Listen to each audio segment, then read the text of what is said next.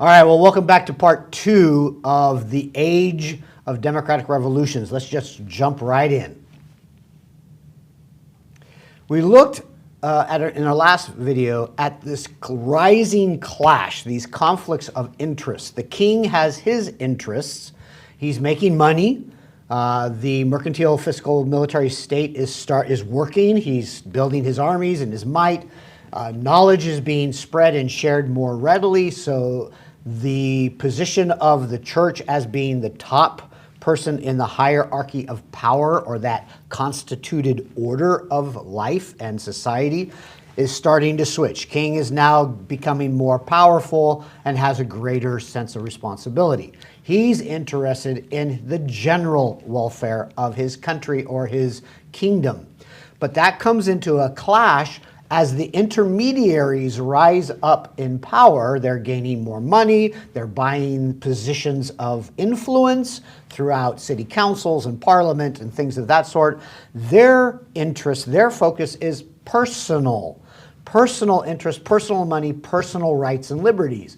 They're thinking that the king exists to and should spend more time worrying about the personal interests of the intermediaries. Again, the intermediaries are still that top 10% or so of society. The bottom people, the people that are still kind of working their way up through the middle class into a place of power or position or notability, they still are out. They're not fighting anything. They're just trying to get up the rank, so to speak, up the hierarchy.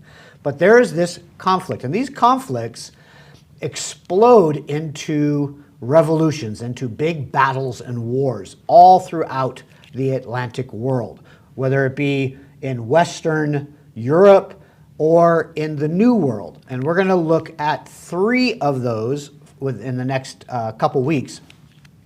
We're going to start in 1754 with the French and Indian War, and as soon as that one's done in 1763, you have a couple years, and all of a sudden in 1775, you have the American Revolution, and that goes on until 1783. And then you have another period, another gap, another kind of settling of powers and people. And then in 1789 through 1799, you have the French Revolution. I should probably say that's like the first of several revolutions out of France, because France isn't going to settle down until the end of the 1800s. So stand by. That's a fun one. So I want to look a little bit at the thinking. What is going on? I want you to have a clear understanding of what I mean when I say democratic revolution. The idea that sparks the wars, that sparks the uprise, the people rising up and fighting against the authority. Where does that come from? What is that thinking? R.R. Palmer is was a historian. He wrote a book called The Age of Democratic Revolution in 1959, so this is kind of a way back for y'all. But I want to read a little bit because I think what he says, he kind of puts your mind exactly, your vision where it needs to be. He says, the present work, which is his book, attempts to deal with Western civilization as a whole. Not Africa, not China. We're dealing with the Western world, the Atlantic world, at a critical moment in its history, or with what has sometimes recently been called the Atlantic civilization. Again, that Atlantic world. Europe over here, coming across, you have North America, Central America, and South America. That little ring, that little triangle. And this is a term probably closer to the reality of the 18th century than the 20th century. So in his century, which was the last century, we would see democratic revolution in a totally different light. He's saying that don't look at it, think of it that way.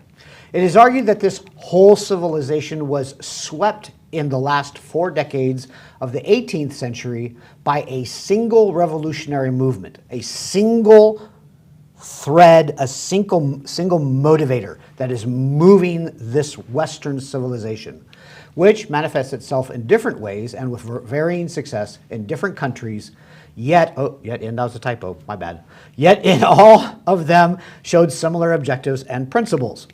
It is held that this 40-year movement was essentially democratic. Now here's where we have to have a term, a definition. What does he mean? What do we mean by democratic? And that these years are in fact the age of democratic revolution. Democratic is here to be understood in a general but clear enough sense. How is it? It was not primarily the send of a latter day. That's a typo again. I don't remember what it is. It's not primarily what we see in our latter day, in which universality of suffrage, that's voting rights, became a chief criteria. And in our last 50 years, it's always been about who can vote, does everybody have equality, can everybody participate? That, in his mind, is not what he means by democratic. Nor is it, yet that other or uncertain sense also of a later day in which Soviet and Western type states could call themselves democratic or communist. So back in the 50s, 60s, there was this big battle between the Soviet Union, the communist way of doing government, and the American or democratic way of doing government. He says that's not what we're talking about either. In one way, this revolution, it signifies a new feeling for a kind of equality, or at least a discomfort with older forms of social stratification and formal rank. It is a discomfort with the constituted order, with who has power, who gets to have a say in what's going on. Politically, the 18th century movement was against the possession of government or any public power by any established, privileged, closed, they're elite, by nobility only, or self-recruiting groups of men. It denied that any person could exercise coercive authority simply by his own right, or by right of his status, or by right of history, by right of birth, whatever, either in the old-fashioned sense of custom or inheritance. The democratic revolution emphasized the delegation of authority and the removability of officials, precisely because neither delegation nor removability were more recognized in actual institutions. So, old way, even with the rise of intermediaries, you still had this elite, exclusive ruling class. But the ruling class is now fighting where part of the ruling class is saying, hey, king, you ain't got any right to tell us what we can and cannot do. You cannot rule us. You have no authority over us unless we delegate it to you, unless we give it to you. We give you the right to tax us, then you can tax us. But other than that, no. He goes on. The democratic revolution movement, however, came into play when persons systematically excluded from these bodies, these higher level areas of ruler or authority, and not content merely with the independence of these bodies as already constituted order, attempt to open up their membership. They actually work diligently to open up those ruling classes, those positions of power, and say, we have the right to be in that club, that upper echelon also. That feeling is what that democratic revolution is all about. To what end? To change the basis of authority, to change it from they have it, them, to I, me, we. So from them to you. You end up with power because you are saying they don't have it and you didn't give it to them. So they want to reconstitute the constituted order, the constituted bodies, and obtain a wholly new constituted order, new constitution of the state itself, meaning change how everything works. That's what they want, so that they are into it. And they're willing to, bust the door down of these little clubs, these little ruling class regions and positions in order to do it. They're thinking, we're ready to fight for this. So what do the revolutions focus on? One, privileges and protection of those privileges. We cannot be taxed just because you, O king, said it was so. Okay? Another question that they had, another thing they were fighting for, well, who are citizens? Back in that time, back before the 1760s or so, not everybody who lived in London was a citizen of London or was treated like a citizen of London, which meant that they didn't have the protections, they didn't have the liberties that a London citizen would have. Well, the people that are living there are still scratching their head going, wait a minute, well, what about me? Where is my protection? Where's my liberties? I live here. Am I not a citizen? Well, this whole question of who is citizen and who is not, that becomes an interesting question and is challenged during this time. Because if I know who the citizen is, or I am asking who the citizen is, then I'm asking, well, who gets privileges and protections? Do I? He does, she does, how come I don't, right? And then, of course, what flows out of that, because the government, the rulers are looking to how do you support and how do you maintain this citizenry, is who pays the taxes? Who's going to support these citizens? Who's going to pay for these citizens' protections and well-being and sewers and things like that to make life better?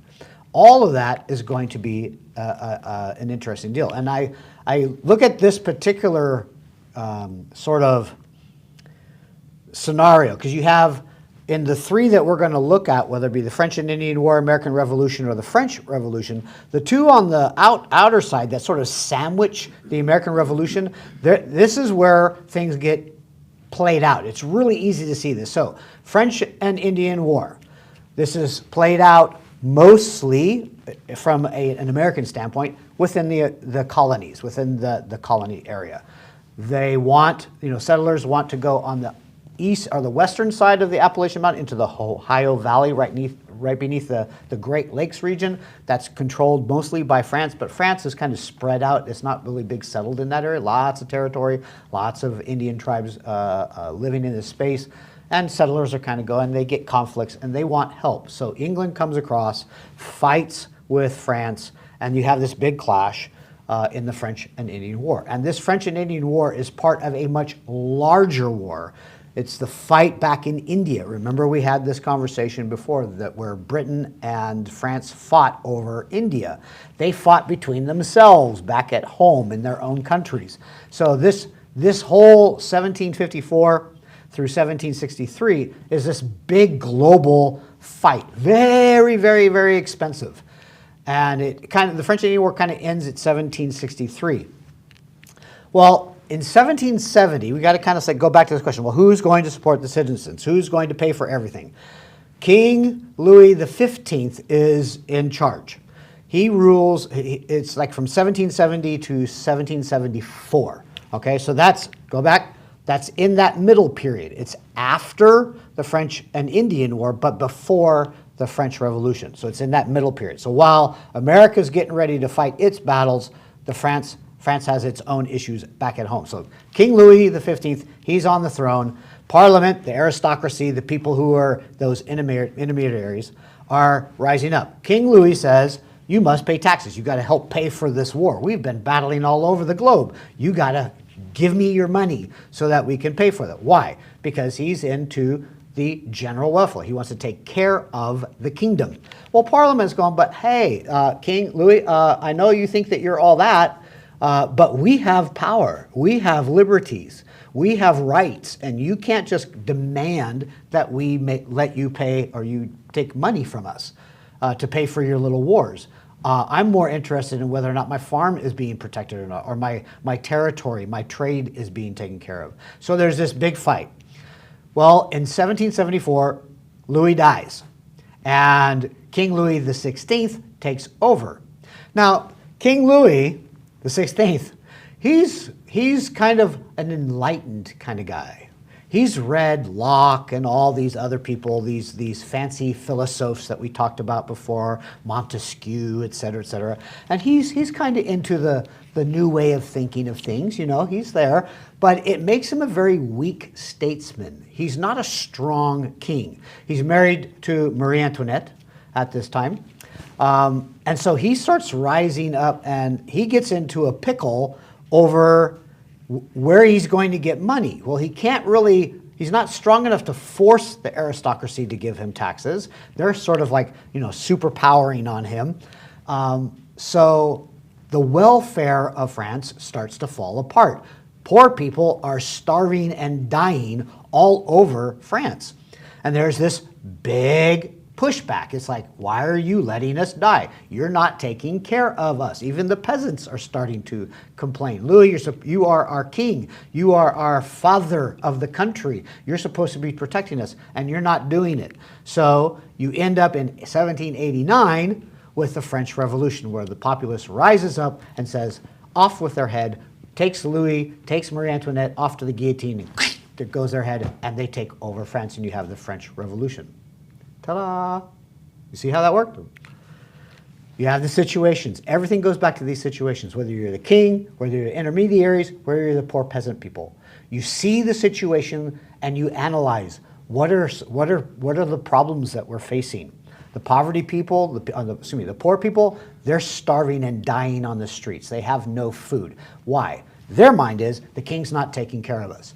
The intermediaries, they have a situation. The king's asking us to steal all our money. We worked really hard for that. That's not right. We shouldn't have to do that. He has no right to take it away. The king is going, I got to keep my kingdom together. I need to go over and take care of it. Where is the money going to come from? Intermediaries, give me the money. Give me the taxes. And so everybody is fighting for themselves, seeing the situation from a little bit different perspective, with a little bit different problems and different opportunities.